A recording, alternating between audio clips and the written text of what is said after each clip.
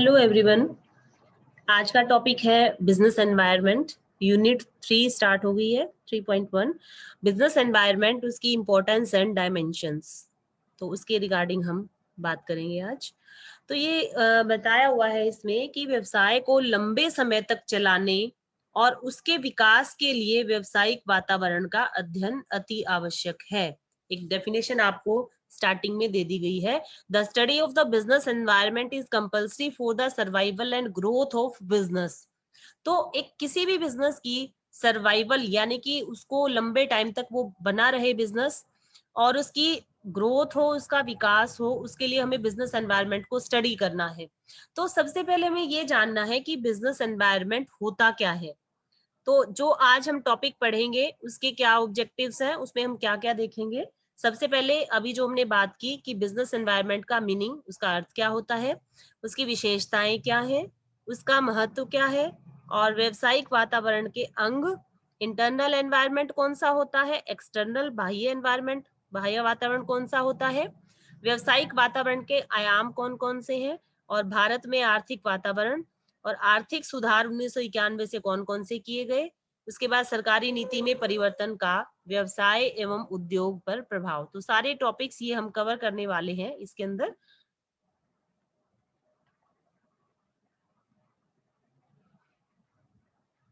तो सबसे पहले हम मीनिंग ऑफ बिजनेस एनवायरनमेंट देखते हैं। जब हमें ये बताया गया कि इतना इंपॉर्टेंट है कि अगर हम बिजनेस एनवायरनमेंट को स्टडी कर लेते हैं तो हम अपने व्यवसाय को लंबे समय तक जीवित रख सकते हैं और उसका विकास भी कर सकते हैं।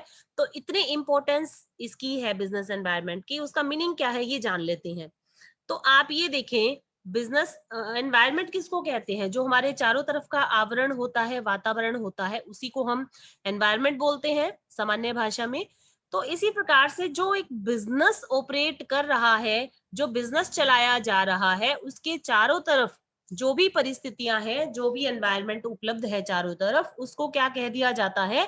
Business environment. तो इसके एलिमेंट्स हम आगे पढ़ेंगे। तो बिजनेस व्यवसाय के चारों तरफ जो भी मौजूद है, जिसमें बिजनेस ऑपरेट करता है, वो क्या कहलाता है? Business environment. और ये सारे एलिमेंट्स, वे सारे एलिमेंट्स आ जाते हैं इसके अंदर जिन पर बिजनेस का कोई कंट्रोल नहीं होता। तो बहुत सारे कुछ एलिमेंट्स पर तो बिजनेस का कंट्रोल होता है, लेकिन कुछ पर बिजनेस का कंट्रोल बिल्कुल भी नहीं होता।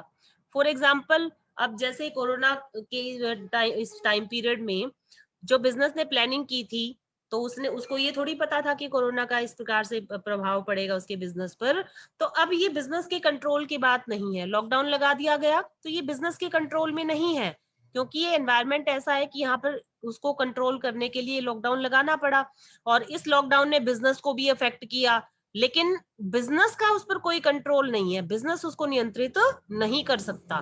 तो व्यवसायिक वातावरण क्या होता है? ऐसे फैक्टर, ऐसे एलिमेंट्स जो बिजनेस को इफेक्ट करते हैं और जिन पर व्यवसाय का कोई भी कंट्रोल, कोई भी नियंत्रण नहीं होता।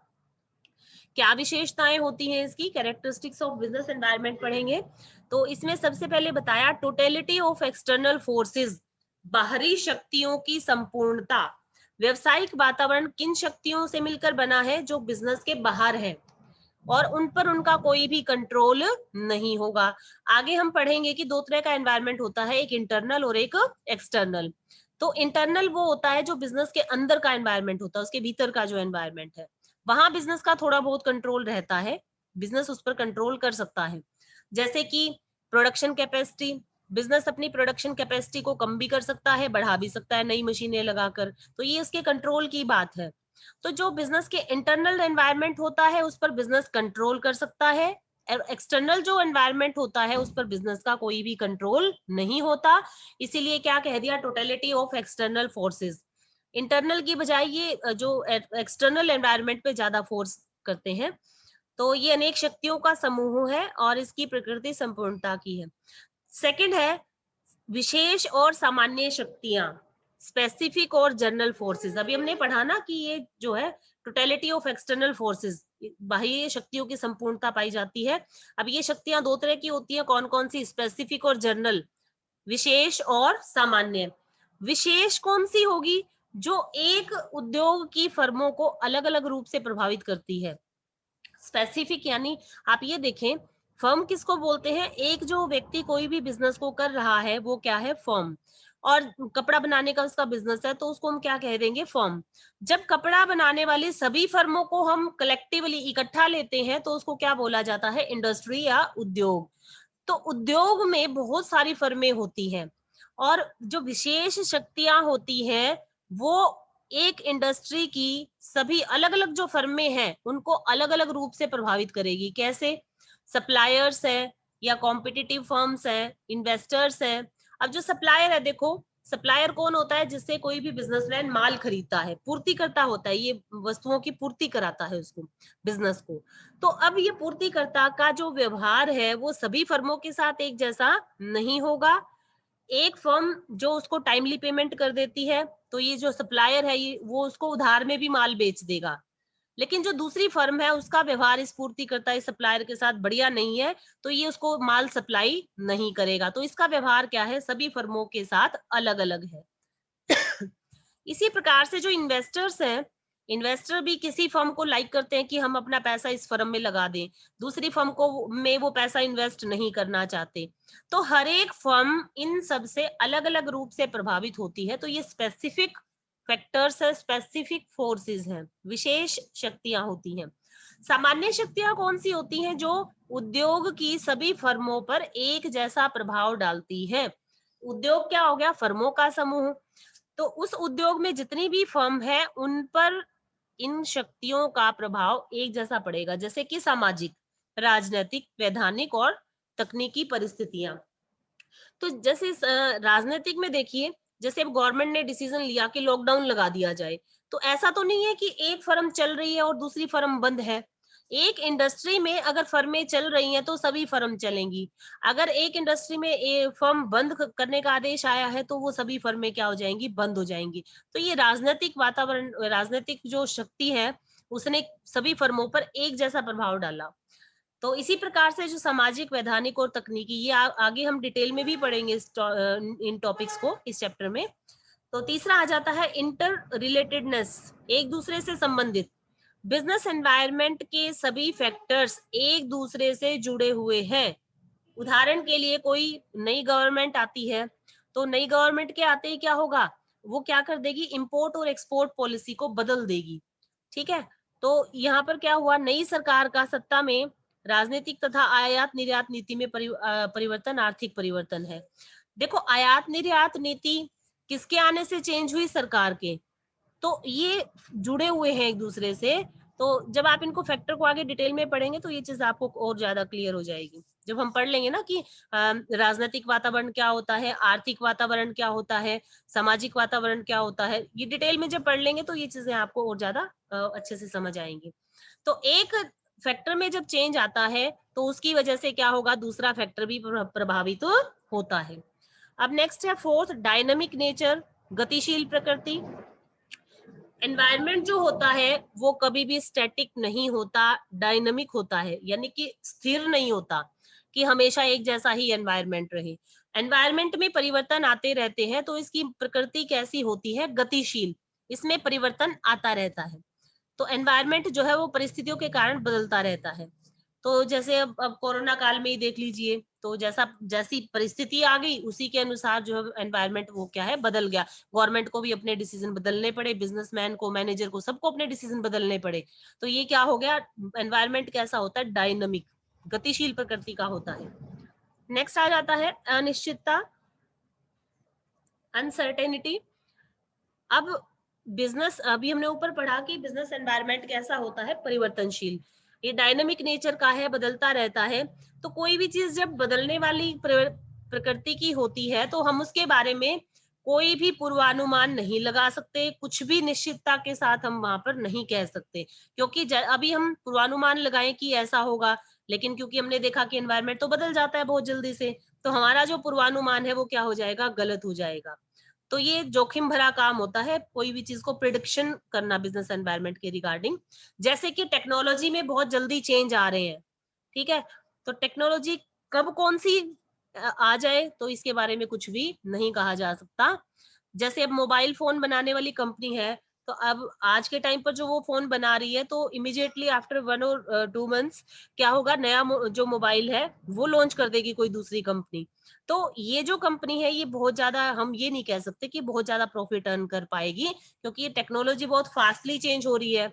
नई कंपनी जो मोबाइल लॉन्च करेगी उसमें वो इससे कुछ बढ़िया फीचर्स डालेगी और उसके प्राइस भी कम रखती है। तो इसका तो प्रोडक्ट अब आने वाले टाइम में आफ्टर 2 मंथ्स बिकेगा ही नहीं, क्योंकि नई कंपनी का जो प्रोडक्ट है वो सस्ता भी है और इससे बेटर क्वालिटी का भी है। तो जो बिजनेस एनवायरनमेंट है वो कैसा होता है, अनसर्टेन, अनिश्चित होता है, इसके बारे में कुछ भी निश्चितता से नहीं कहा जा सकता। कॉम्प्लेक्सिटी, जटिलता, बिजनेस एनवायरनमेंट, किसी एक चीज को हम बिजनेस एनवायरनमेंट नहीं कह सकते कि हम सप्लायर को ही बिजनेस एनवायरनमेंट कह दें। बिजनेस एनवायरनमेंट तो बहुत सारे एलिमेंट से मिलकर बना है, सामाजिक भी, राजनीतिक भी, सप्लायर्स हैं, इन्वेस्टर्स हैं, कस्टमर्स हैं, सब कुछ मिला के ही एनवायरनमेंट कहलाता है। तो इतना कॉम्प्लेक्स है ये कि एक फैक्टर कितना प्रभाव डाल रहा है बिजनेस के ऊपर, उसकी पहचान नहीं की जा सकती, क्योंकि हमने पढ़ा कि एक फैक्टर में जैसे बदलाव आया तो दूसरे फैक्टर में भी बदलाव होगा, उसके कारण फिर किसी अन्य फैक्टर में। तो ये कॉम्प्लेक्स प्रोसेस है, मतलब कॉम्प्लेक्सिटी इसके अंदर पाई जाती है। इसके बाद सापेक्षता, ये कह रहा भी जैसा स्थानीय परिस्थितियां होती हैं, बिजनेस एनवायरनमेंट भी वैसा होता है। तो विभिन्न देशों में एक ही देश के विभिन्न स्थानों का व्यवसायिक वातावरण भिन्न होता है। एक देश में जितने अलग अलग जगह पर बिजनेस है, उनका एनवायरनमेंट अलग होगा, बिजनेस एनवायरनमेंट, और अलग अलग देशों में जो बिजनेस है उनका तो अलग होगा ही होगा। फॉर एग्जाम्पल, अभी हमारे यहाँ इंडिया में कोरोना का पीक चल रहा है, तो लॉकडाउन के कारण बिजनेस बंद है सभी। तो ऐसा तो नहीं है कि यहाँ कोरोना है और लॉकडाउन लगा दिया गया और अमेरिका के बिजनेस भी बंद हो गए, ऐसा तो नहीं है। जो परिस्थितियां यहाँ पर है उसका अलग एक वो है बिजनेस के ऊपर इम्पैक्ट, और जो दूसरे देश में है वहां की परिस्थितियां उसके ऊपर इफेक्ट डाल रही हैं। तो वहां अगर ठीक है, कोई दिक्कत नहीं है, कोरोना इतना ज्यादा उसमें नहीं है, तो बिजनेस वहां चल रहे होंगे। तो ये डायरेक्ट रिलेशन है, जैसी परिस्थितियां होंगी उस जगह की, उसका बिजनेस के ऊपर डायरेक्ट प्रभाव पड़ता है। तो ये इसके फीचर्स है। नेक्स्ट हम पढ़ लेते हैं इसमें इंपॉर्टेंस ऑफ बिजनेस एनवायरनमेंट, क्या इसके महत्व है, क्यों हमें बिजनेस एनवायरनमेंट को स्टडी करना चाहिए। तो यहाँ बताया कि केवल बिजनेस एनवायरनमेंट का मीनिंग जान लेने का कोई फायदा नहीं है। हमें पता तो चल गया कि बिजनेस एनवायरनमेंट क्या है, ऐसे फैक्टर का एक योग है, जोड़ है, जिसमें बहुत सारे फैक्टर आ जाते हैं, उसको बिजनेस एनवायरनमेंट कहते हैं। वो बिजनेस के ऊपर प्रभाव डालता है, लेकिन बिजनेस का उनके ऊपर कोई भी कंट्रोल नहीं होता। ये तो इसका मीनिंग हो गया बिजनेस एनवायरनमेंट का। लेकिन अर्थ जान लेना ही पर्याप्त नहीं है। आप इसको क्यों स्टडी करना चाहते हैं बिजनेस एनवायरनमेंट को, तो उसका क्या इंपॉर्टेंस है वो हम इनमें देखेंगे। तो ये है फर्स्ट मूवर एडवांटेजेस, प्रथम प्रस्तावक के लाभ। व्यवसायिक वातावरण को जो जब स्टडी किया जाता है तो हमें क्या पता चलेगा, हमारे आगे क्या क्या अपॉर्चुनिटी हमारे पास है। अब जो कंपनी बिजनेस एनवायरनमेंट में जो भी परिवर्तन आ रहा है और वो सचेत रहती है, वो अलर्ट रहती है उसके बारे में, तो वो क्या है, उसका जो उसको एडवांटेजेस है वो मिलते हैं उसके। जैसे एग्जांपल दिया इसने कि पेंट उद्योग की एक मशहूर कंपनी थी, कौन सी, एशियन पेंट्स, आपने नाम भी सुना होगा इसका। तो एक समय ये तकनीक को लेकर क्या होगी, पिछड़ गई। मतलब टेक्नोलॉजी जो थी इसकी वो बहुत ज्यादा एडवांस नहीं थी, पुरानी टेक्नोलॉजी से ही काम कर रही थी। लेकिन दूसरी जो कंपनी थी, गुडलेस नेरोलेक कंपनी, इसने देखा कि भी टेक्नोलॉजी को तो चेंज करना पड़ेगा, यदि पुरानी टेक्नोलॉजी से काम करते रहे तो बात नहीं बनेगी। तो इसने इस अवसर का क्या किया, फायदा उठा लिया, और इसने एक विदेशी कंपनी थी, कोई फॉरेन की कंपनी, कंसाई पेंट्स से नवीनतम नई टेक्नोलॉजी ले ली इसने। तो अब केपी ने जीएन को नई टेक्नोलॉजी उपलब्ध करवा दी, और इसी आधार पर जीएन को मारुति उद्योग के लगभग पूरी पेंट की आवश्यकता की पूर्ति का अनुबंध प्राप्त हुआ। तो देखो, अब इसने, गुडलेस नेरोलेक कंपनी ने अपने एनवायरनमेंट को स्टडी किया, देखा उसने चारों तरफ, उसने ये देखा कि पुरानी टेक्नोलॉजी से बात नहीं बनने वाली। जबकि एशियन पेंट्स अपनी पुरानी टेक्नोलॉजी से काम करती रही, उसने बिजनेस एनवायरनमेंट को स्टडी नहीं किया कि आप पुरानी टेक्नोलॉजी से यदि काम करते रहोगे तो उसका क्या इम्पैक्ट आपके बिजनेस पर आ सकता है, तो उसने उसको स्टडी नहीं किया। तो गुडलेस नेरोलेक कंपनी ने ऐसा कर लिया, तो उसने उसने क्या किया, इस नई टेक्नोलॉजी मंगवाकर और प्रथम प्रस्तावक के लाभ का उसने फायदा उठा लिया। तो इसको एक अच्छा वो मिल गया कॉन्ट्रैक्ट इसका मारुति उद्योग कंपनी से। तो अब इसको जो है काफी लाभ इसने अर्जित किए। क्यों किए? क्योंकि नई टेक्नोलॉजी ले ली। नई टेक्नोलॉजी क्यों ली? क्योंकि इसने एनवायरनमेंट को स्टडी किया था। इसने देखा कि भाई पुरानी टेक्नोलॉजी से हम काम आगे बहुत बढ़िया नहीं कर पाएंगे। सेकंड है वार्निंग सिग्नल्स। जैसे हमें अपॉर्चुनिटी का बेनिफिट मिला, फर्स्ट वाले पॉइंट में देखा कि इसने क्या किया, कंपनी ने अपॉर्चुनिटी का फायदा उठा लिया। सेकंड, वार्निंग भी हमें पता चलती है कौन कौन से खतरे हमारे आगे आ सकते हैं। अपॉर्चुनिटी के साथ साथ क्या पता चलेगा कि कौन कौन से खतरे आगे हमें आ सकते हैं, और इनकी जानकारी अगर समय रहते मिल जाए तो बिजनेस जो है उन खतरों का सामना करने के लिए प्रयास कर सकता है। और ऐसा कब होगा, कब पता चलेगा हमें कि हमारे आगे खतरे आ सकते हैं? बिजनेस स्टडी, जब उस बिजनेस एनवायरनमेंट को लगातार स्टडी करेगा, एक बिजनेस चारों तरफ देखेगा, सारे अपने माहौल का पूरा जानकारी लेगा, तो उसको पता चल जाएगा कि क्या हो सकता है भविष्य में।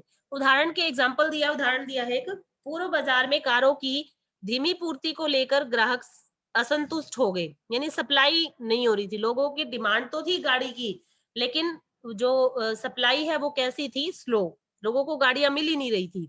तो ऐसी स्थिति में कंपनियों के बाजार में प्रवेश के खतरे को मारुति उद्योग ने समय पे ही भांप लिया। मारुति उद्योग ने देखा कि भी गाड़ियों की सप्लाई कम है, तो उसने, दूसरी कंपनियां कुछ बेहतर कर पाती तो मारुति उद्योग ने क्या किया, गाड़ियों की सप्लाई को कई गुना क्या कर दिया, बढ़ा दिया।